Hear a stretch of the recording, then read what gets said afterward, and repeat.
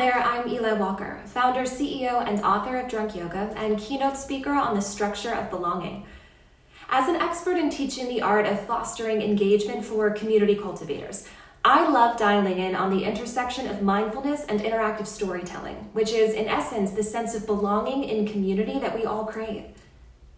The panel discussion you're about to enjoy is called Community Building in Action, Creating Structures that Elevate Women. You'll enjoy listening to 5 incredible women discuss how they've built tangible containers that make it easy for women to support one another, both personally and professionally. This panel is brought to you by Fyli NYC. Fyli Mastermind has teamed up with technology partner AA Labs to create a global celebration of unity and hope, bringing together both men and women. Our mission is to reshape the narrative, change perspectives, ignite wonder, and mark an important call to action to accelerate gender parity through support and alignment. To connect after the panel, visit FyliNYC.com and EliWalkerStories.com or follow us on social at FyliNYC and Eli Walker Stories. Happy learning. Welcome, everyone. Thank you so much for coming to this panel for International Women's Day, sponsored by Fyli NYC. We're going to dive right in, and Emily Merrell from 6 Degrees Society, I'm going to start with you. The question I have for you today is, as someone who started an all-female community and then pivoted it to virtual, oh so gracefully, what are some common misconceptions people have about women networking groups, and how can we combat them to make an even broader impact? Wonderful. Thank you so much for having me. I'm so happy to be here. First and foremost, I'm Emily. I am the founder of 6 Degrees Society, as you mentioned. We are a female-focused networking organization that handpicks who you meet while networking. So what that means is before every event, you get everyone's bios, pictures, job titles, companies, and emails sent to you, and I pre-match who you meet, followed by an hour of interesting programming that is personal, professional, and lifestyle focused. So there's no awkward connections when walking into our now virtual room. So as you mentioned, we were in real life back in the olden days when in real life was a thing. And on March 13th, we pivoted completely digital, moving our events from one event a week to about 1 event a day. And I have to say, first and foremost, it has been one of the greatest gifts and silver linings of the pandemic, being able to connect with women all over the country and the world. And I'm proud to say one of our farthest members is in Alaska, and we have another member in Ireland. So pretty proud of that. To answer your question, I think networking is a dirty word to begin with, and female networking is a second dirty word added together. So I think a lot of the misconceptions of networking, especially in female organizations, go back to your college days with sororities. I don't know about many of the listeners out here, but I was in a sorority, and it seemed less about sisterhood and connectivity and more about following rules and being supposed to be wearing the same things, chanting the same songs, and punished if you didn't do the thing you were supposed to do. So I wanted to create personally the anti-sorority and a place where people could show up. They wouldn't get penalized for not showing up. And I think with women communities in general, it's super important to be able to put your best foot forward and not feel like you have to put like the most solid version of yourself forward. Like there should be some vulnerability with it. So when networking, it's important to find a community that represents what you're looking to solve.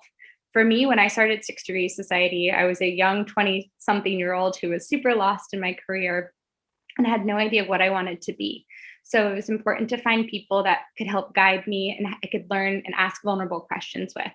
And as I've evolved into my 30s, the problems that I was trying to solve are still able to be solved within my community because the community has grown up as I've grown up. So finding a community that has an area of growth for you, where it's something that can support you, not just through like one transitional point in your life, but can grow as you continue to grow. So if that's, switching to entrepreneurship or having a family or any problems in your relationship, like you should be able to find members and individuals in that community that support you. So wrapping it up, just in terms of community in general, don't necessarily go with your business first, or don't go with a company that you work for first, but go with like a common theme that makes you happy and excited. I think a lot of misconceptions with networking is that you have to be always representing the company or the job that you work for. when you are networking, when you go to a lecture on your favorite artist or your favorite musician, you just aren't thinking of it in the same lens as networking. So really reapproaching the way that you think about networking and connecting and tapping into a community that fits your needs and desires. From what I understand, from what you said, it's less about, networking is less about this idea of hashtag shameless self-promotion and more about shared interest in learning, right? Correct. Yes, 100%. And I also would like to just add that networking happens every single day, from doing drunk yoga or doing a workout class and, striking up a conversation with the person next to you, and you find out you're both from the same area or went to a neighboring school, to bumping into someone at the grocery store or falling down the stairs of the subway, which has happened to me before, where you make great connections at the bottom of those stairs. Cool. I like that perspective. I know that the word networking can be really heavy for a lot of people because it feels like it's associated with business. And it feels like what you're saying is it has more to do with sharing common interests and having a conversation about it. Definitely. And I think that's why I take such joy in making the connections at 6 Degrees Society, because I look for personal, professional, and lifestyle connections. And a lifestyle connection could be that person just got married and you're planning to get married, or you're planning to have a family and this person is an expert at having a family. I think we can connect on so many different planes before business, and yet it can still lead to a business connection if that's your desire. And last question for you. I just wanted to follow up on this. Why was it important to you to create a, for lack of a better word, a networking group for women specifically? At the time I created it, it was 2014, and this is pre-female focused co-working spaces. And I remember I was dating someone who belonged to the Racket Club in New York City, and it was male only. And I kind of thought that was BS, that it was male only and women were allowed there like on holiday parties once a year or something like that. And I was like, that is not fair that women are only allowed to kind of come out of the woodwork on these special occasions to relish in this community. And at this time, I really didn't know any other women's organizations that were meant to empower each other, that felt like where you could be yourself and you weren't just being judged by the company that you worked at. So I did my search high and low and decided nothing out there was what I wanted to be a part of. So I created my own. And truth be told, I did not mean to create an organization that would become my job. I just wanted to create a community that people could feel like they're coming home to one another every single time. And I accidentally became an entrepreneur. Well, you did a great job. I'm a big fan of 6 Degrees Society. And I think that you do a great job at curating those matches at the beginning of each event, which does a great job of fostering sustainable community engagement, because it's not just everyone showing up into a group and then hoping to have a good conversation. Emily does a great job at curating matches at the beginning, middle, and end of each. I've only experienced virtually, but props to breakout rooms that make it really easy for you to meet someone new and have a 15-minute conversation, not a 3-minute, a 15-minute conversation with another woman, so you can develop a lasting relationship. So I like to call it networking foreplay. So it's a good enough time to figure out if you want to see that person again and, take it to the next level. And just to answer your first question that I feel, digital, I think digital sometimes can feel really unapproachable. And I know a lot of people have thrown in the towel on networking because they feel very isolated. But truth be told, I think digital has created an experience that's unlike anything that we've had previously, where we're able now to connect, as I mentioned, to individuals in other countries where we would never, ever, ever be in the same room with one another. Plus, the chat room is offering this space of vulnerability for people, especially introverts, who really struggle with raising their hand or asking a question, where all questions are now being able to be heard. So I'm a huge fan. I'm a hugger. I love in-person energy, but I love, love, love the digital realm. Cool. Right. Well, thank you for that. Thank you. Great to learn about the history of 6 Degrees Society a little bit more. And now I'm going to move to Dolores Hirschmann. My question for you is, you're such a great networker. You're always up for a call or a virtual coffee. In fact, Dolores, that was the first thing when I met you, and I hadn't yet met you, but someone had recommended that I reach out to you. they actually said, you should call Dolores. She's always up for anything. And that is true. So I think so at Masters in Clarity, what we do, what we focus on is helping people. We really work with ideas that can have an impact in the world. They happen to live in people's heads, so we work with people. But I believe that every idea is stuck right here in our throat, in our capacity to powerfully communicate and share that passion in words that inspire and move your audiences or your followers to take action, to engage with you, right? And so at Masters in Clarity, we focus on clarity of messaging and then clarity of scalable business models. And kind of like you, Emily, sometimes you do something you love and then it shows you the way for your future. Many years ago, I asked myself, what would I do for free all day long? And the answer was, I would hang out with people with big ideas. So someone called me and said, and this is kind of what I believe for women and everybody, but for women especially, is like sometimes you just have to have an open mind and just say yes, even though it scares you, even though you don't know how it's gonna turn out. So to make the story short, in 2015, I was looking for something that fueled my heart. I mean, my business was doing okay, but I have 4 kids, I'm active, but there was just something missing. And my mom was like, it's okay, you're busy enough, but like there was something. And so someone called and said, we heard you have the capacity to host a TEDx event, because I had been part of TEDx and I had the license and whatever. And they said, we really want to host a TEDx in our community. And I'm like, well, I'm a little busy, but I think, I don't know. And they're like, okay, we'll be your team. Like, we'll help. And so lo and behold, we started the process, and then the biggest stage in town, 1,200 seats, comes and says, what do we need to do to have the event in our theater? Like, we'll give it to you for free. Like, honestly, it was like, but even if they give you a 1,200 theater for free, you still have to have 1,200 behind to sit on those chairs, right?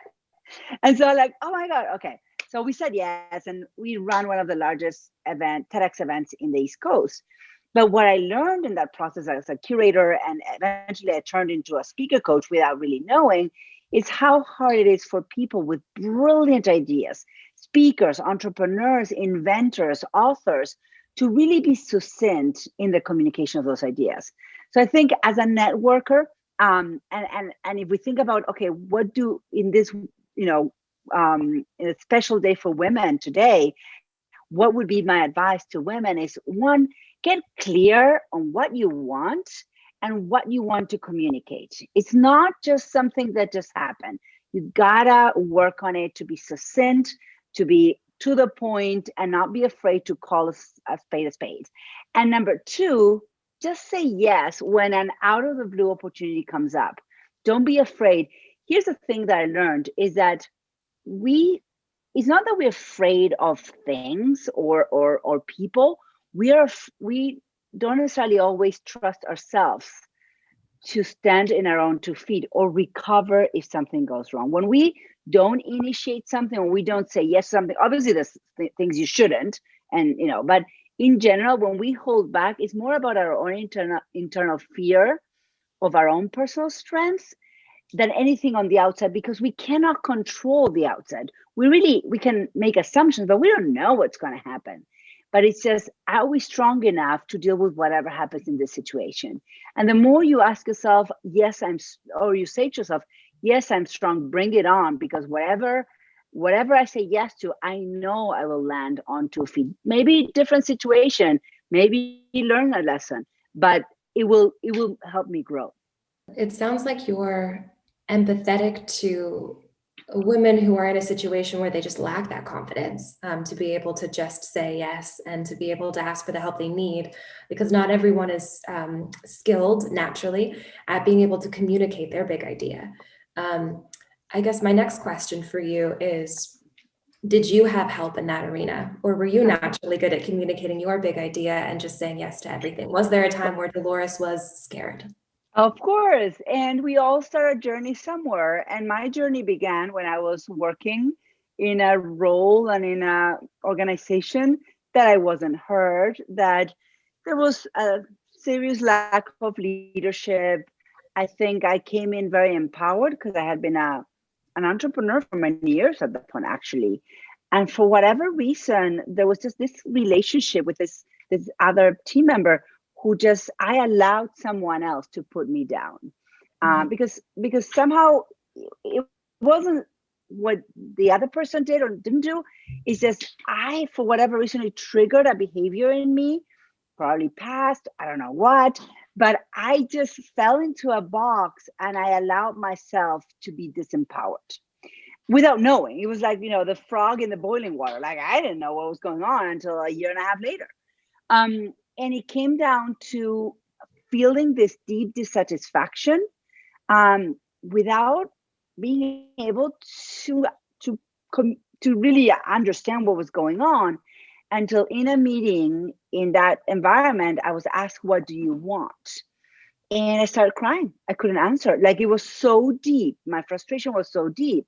I started crying. I remember I came home and I told the story to my husband, and he sat me down and made me watch, the clip in A League of Your Own. And there's some scene with Gina Davis and Tom Hanks, and says, "There's no crying in baseball." And he made me watch every time. It was funny. I didn't take offense, but I did recognize that something was happening for me. That, of course, at that time, I felt victim of it. I felt that it was happening to me, but I had allowed or fell into a place where I was completely disempowered and I couldn't get out because the one thing that I didn't know was what I wanted. And the moment I recognized that in order to move beyond that situation, I needed to take action. I needed some sort of a direction.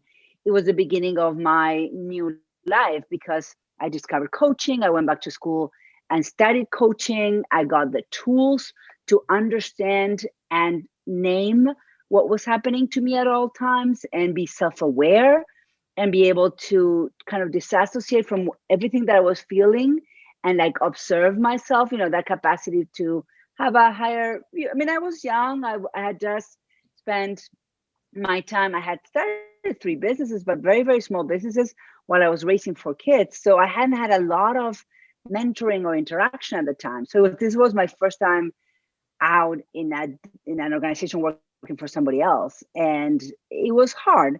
But that moment of disempowerment will be the biggest gift I received. Mm-hmm.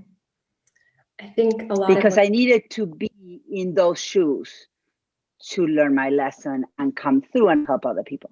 And that's clear. I think a lot of women can relate to that. Thank you for sharing. I feel like you've done a really good job of telling that story in such a way that makes lemonade out of lemons. And I'm going to ask a really loaded question here. I could ask like 3 questions that could lead up to this, but it's in the interest of time. I'm just going to go for the big one. How do you think the world would be different if women were asked what they want more often and when they were younger? Oh, well, so 2 parts. If they are asked what they want, and we women or girl, young woman, adult woman, will give ourselves permission to truly answer. So we're not asked, and when we're asked, our response is not valid. I have a 19-year-old daughter somewhere over here listening, and she goes to an all women's college, and she's done a lot of work on this, and she shares a lot of her insights. And it makes me think a lot, right? And it's true that many times, like my tears in that meeting were a whole message without words, that I felt ashamed of. And in some ways, my husband was like, "This is not allowed." He was making fun, and I didn't take offense to him. But culturally, what he was saying, you can't cry in a meeting, in a business meeting. And that's BS. If you cry, you cry, right? There's no judgment to how you feel.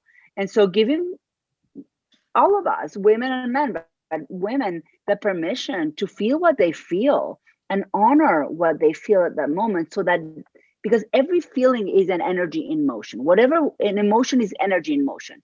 And when we suppress that, we're creating a monster inside of ourselves, and we are depriving the world around us from the experience of that emotion and the empathy that that can bring.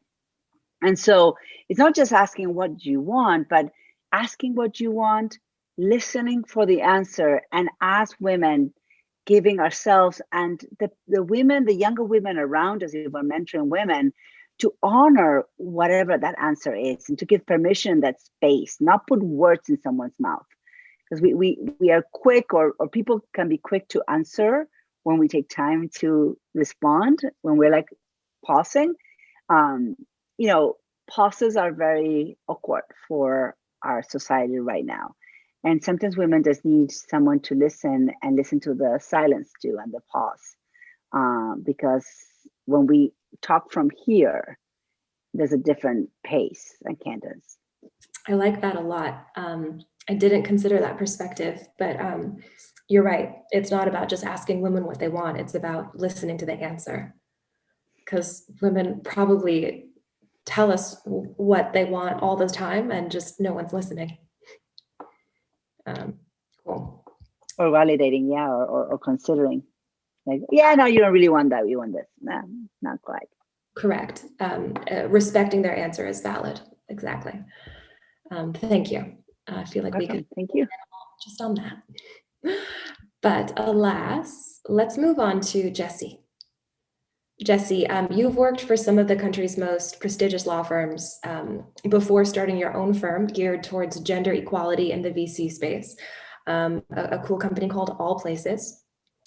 Before starting All Places, do you remember a specific experience where you wished your organization had done something differently to better advocate for women? So speaking about specifics, how could companies change their behavior in addition to validating women's answers more? Yeah, I mean, listening to women, that's certainly a good one. I could give you a long list, but I'll start off just by saying, I'm Jessie Gabriel. I'm the founder of All Places. We are a business and legal strategy firm focused on supporting women in asset management, which means private equity, venture, hedge funds, and women on the other side of the funding equation, women who are running companies and getting ready to scale up, bring in financing. So we provide business consulting support and legal support to this community, which is, as all of you know, it's amazing. It's a community building conversation where everyone on the panel is a founder, which is really exciting. And I think as founders, we see, even if we didn't, when we, Eli and I were talking about this earlier today, even if we didn't see it when we first started our business, as you continue along, the value and really the critical value of having a community around you to support you is just, it's clearer and clearer and clearer to me the longer we go on. So getting back to your question, Eli, I worked at major law firms. So major law firms don't have a reputation, and fairly so, for being really thoughtful and considerate on the subject of equality. So I will say on the community side, a lot of law firms and a lot of this applies to big corporations. A lot of big corporations have employer resource groups, right? For women, for people of color, for the LGBTQ community. The problem is that while these are supposed to help build community, what they really do is assign responsibility for fixing the problem to the people who are in the group that are experiencing the problem. And right, everybody should, right? We've all experienced this. And in a field like law and a lot of other fields where you are compensated based on how you are spending your time and how many dollars you're generating, there is no compensation for the work that you are doing, building out these resources in these communities for women. So you're tasked with it, you volunteer your time, and you're actually on the back end hurt in terms of your compensation because your hours are lower, or people think you're not as serious, or you're not going to as many client dinners. Not an issue now, thank God, but Yeah, the firms I think could really do a lot better on the community building side if they didn't task the people in the underrepresented group with solving their own problem, with solving the problem that's been created by a majority group. There was a study done by Glint in 2018, and they asked 100 HR representatives who's responsible for the employee experience. And I'm hoping I can remember these stats. It was about 58% said the employees themselves. 64% think that it's HR's job to help the employees be happy. 64% said it's immediate supervisors' responsibility to make everyone happy. And then like 67% said it's the leaders. So you can see that all the percentages are very similar. So across the board, most companies can assume that everyone thinks that employee experience, quality of happiness in the office is someone else's job. So I think that's a problem across all industries, is that no one quite knows how to have conversations that need to be inclusive of every member of the community, not just, to your point, the members of the community that are experiencing the problem. Right, and I think one of the problems is that there are the structural difficulties, right? You're trying to change an organization to become more inclusive, whereas when the people who are making the decisions are in the majority group, right? So they often see themselves as making decisions that would be hurtful to themselves. Like, why would I change the structure when the structure has been so beneficial to me? I like the structure, it's working for me. Maybe 15 years from now, when I've retired, you guys can just have at it, that'll be great. But it is really hard to persuade the people who are making the decisions to create a more inclusive environment if they experience it as some way harmful to them. I think that's definitely the case. And I remember when I was still at a firm, and I think this will resonate with this group of women who are all founders. When I was still at the firm, I remember somebody, I don't know whether they came to the firm or it was another talk I went to, said, look, try to make the change from the inside. If you're working at a big organization, there's a lot of work that can be done. Give it a go. And the response was, well, what if it doesn't work? And she said, well, then you need to leave. And that's hard advice. That is hard advice, because the idea of leaving your organization is difficult. Most people do not even have that option of just picking up and leaving. But I do think that some of these, the structure is so cemented that it can be incredibly difficult, if not impossible, to create an inclusive culture inside an organization that has existed for 100 years without that element. So that's why you find a lot of women who just say, I can't do it there. You know what I'm going to do? I'm going to start my own company. And I'm from the first day of my company, we are going to be inclusive. We are going to value that from the beginning. I love that. And I'm so glad that you did. Cool. Thank you, Jessie. A lot to think about. Thank you, Eli. Let's move on to Lyndsey. Lyndsey, what is the biggest challenge you're facing as you build community around a subject matter that's often seen as taboo? And please take a moment to tell everyone exactly what you do. Yes, thank you for that lead. I always feel like that's like a fun entrance because people are like, what does she do? Who knows? But I'm Lyndsey Harper. I am an OBGYN. And when I was in private practice, my patients, we would do lots of fun things together, like have babies and, figure out best medical management for things. I love patient care. But one thing that would come up all the time were sexual problems and issues. So trouble with sexual desire, trouble with orgasm, arousal, sexual pain.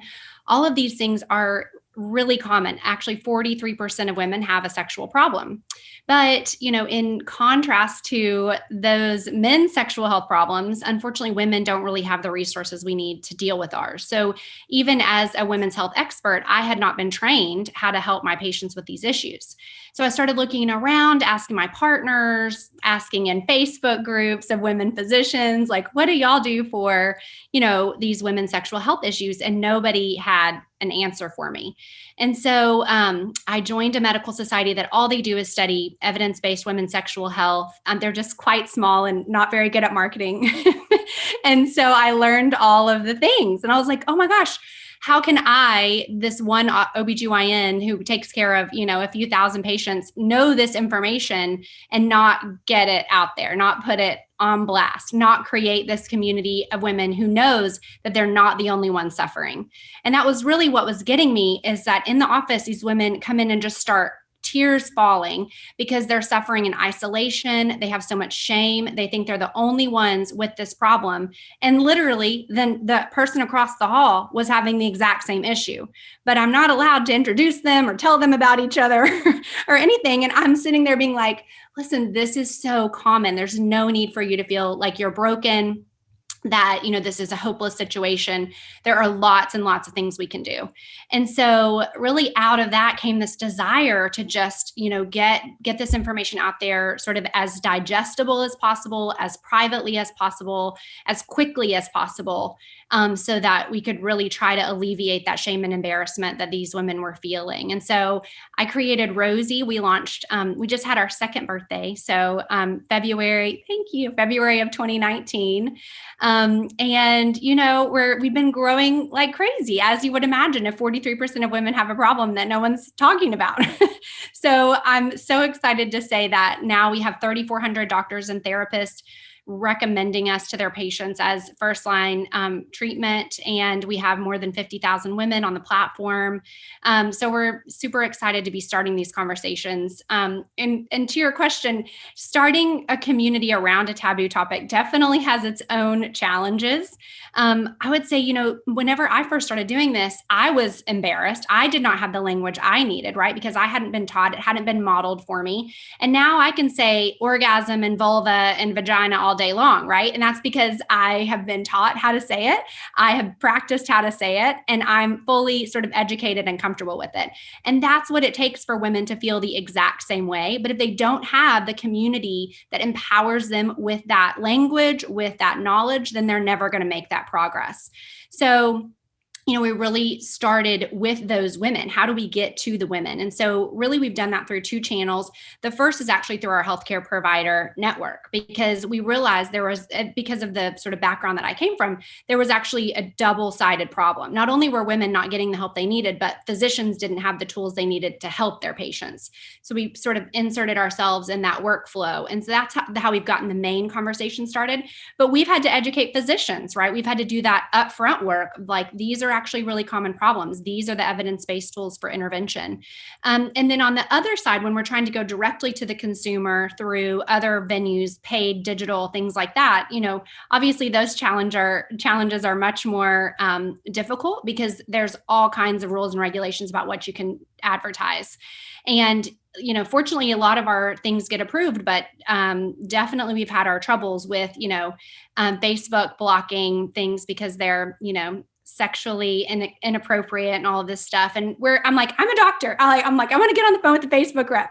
Let me talk to you. This is a legitimate medical condition, And so there's only, so much of that can take. But luckily there are, some other avenues that are workarounds, all of these communities for women, right? And that's exactly what it takes. It's like, it's just the same, that exact thing that Jessie was just talking about. It's like, if the establishment, in this case, Facebook or whatever digital advertising sort of engine is happening, is going to reject the messages we're sending, well, we're going to find a workaround. We're going to pop up in a different place, and you're going to hear about us. It might take us longer. It might take us more money, but we know that the mission that we're on is true, and that there are literally billions of women in the world that need it. So it will happen. It just, you got to work a little bit harder, but I know all of us on here are dedicated to that. I love that answer. And you answered it precisely. The biggest challenge is getting around the taboos through lack of communication, and lack of communication and understanding in the mainstream of big social media companies. And then, of course, isolation of individual women, not understanding that they're not alone. And you're solving both problems. So thank you for creating your Meet Rosy app. Thanks, Eli. Yeah, let's go to Sasha. Sasha, in an effort to focus on a brighter future full of more possibilities for women, because I know that we could talk about the problems that we have all day long, focusing on the positive, what can be done to get more women represented on a professional stage? And how can we pass women the mic, so to speak, more often, specifically as it relates to your medical profession and keynote corporate stages? How can we get more women on them? Well, thank you for having me. I'm so honored to be here with these amazing, powerful women who are innovators and creators. I am a cardiac anesthesiologist by training. So most of the time I'm doing heart transplants and lung transplants and things like that. And as I progressed in my career, I had this thought that as I rise the ranks, I will experience less bias and I will be able to be more me. And as Jessie was laughing, I can see her, I experienced the opposite. The more I became a threat to power, the fewer women I had around me and the more burned out I actually became, because I couldn't be my true identity and my true self, which is very much a woman who loves to wear lipstick and likes fashion and also can save your life. And there was this disconnect. And I realized I was chasing after men. I was trying to be like the male leaders that I was seeing on stages. And when I would ever get asked to keynote or speak, I would actually wear it as a badge of honor that I was the only woman, when really I was probably really hurting and just buying into the patriarchy by saying, oh, I'll talk and be the only, the token woman on the panel. So all of that kind of identity where I had to really struggle to lead, and the bias and discrimination that I faced as I became more of a leader in medicine left me very, very isolated and lonely. And everything that Dolores said about bringing clarity and having that stuck in your voice, that was me. I couldn't really say, I'm really good at my job, but I'm actually not being myself. I'm succeeding not as Sasha. So I started a company called Brave Enough because I figured the bravest thing we can do every day is just be brave enough to show up as ourselves.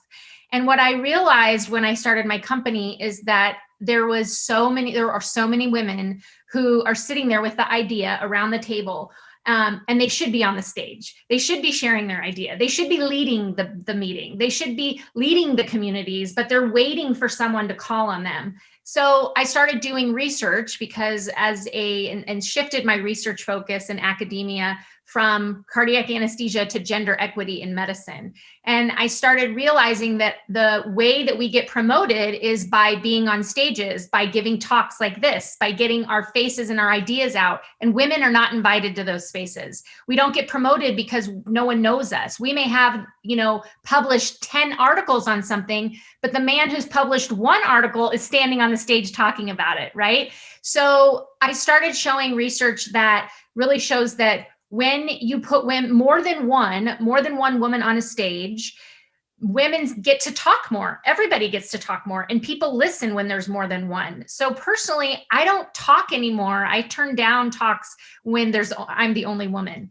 And so I think what we can do as men and women that are in spaces is look around the room. If you're sitting at a table where you're the only woman, you need to call it out and say, you know what, I'm not coming back. Like, you want my ideas? You better bring some more women. You better bring some minorities who have different diverse thoughts and opinions and experiences that can actually improve our companies, right? And improve our ideas. And so I think it's really important that we recognize when we do get to a level that as women, it is so important that we do the push-pull mentoring, where you pull someone up and that woman pushes you forward. And I really believe that the way that we can change the world is by women sharing ideas and women becoming leaders and being able to lead as women, not looking or leading as men do. So that's kind of to answer the question. We can, as women and men, push women forward by putting them on stages and putting them in positions where they can share their ideas and their creativity. Yeah, be the structure that you want to see. Thank you. That was very powerful. And you answered the final question as well. What can we do from where we sit, which is look around and pull each other up, men and women both, and make sure that we're all have equal representation by being the structure that we want to see. Thank you, Sasha. I'm going to ask the same question to each of you, and please answer in just a short sentence. What is one thing both men and women can do from where they sit to help close the gender gap and better support women's advancement in the workplace? I'll kick it back to Emily. I think it's about listening. I think so many times we're so quick to already have the answer before we've listened to the problem. So I think properly listening and hearing someone's full problem before giving advice or giving recommendations. And the same can be said for men to women and women to men.